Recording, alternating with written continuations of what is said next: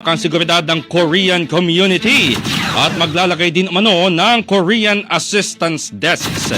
Brigada CAF Austria, ibrigada mo! Brigada! Live report! Tiniyak ng Philippine National Police ang mas pinaigting na seguridad at mas mahigpit na koordinasyon sa Korean community sa bansa bilang tugon sa ilang insidente na kinasangkutan ng mga Korean nationals.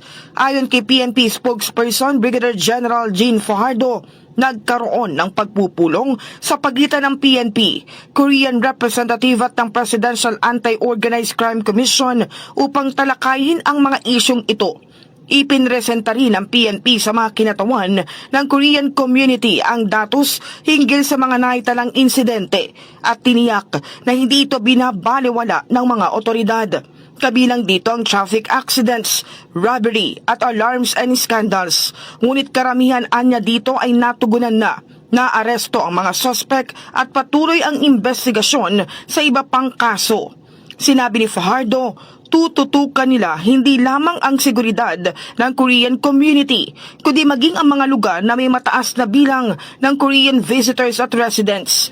Isa sa mga hakbang ay ang pagtatatag ng Korean Assistance Desk sa piling mga lugar.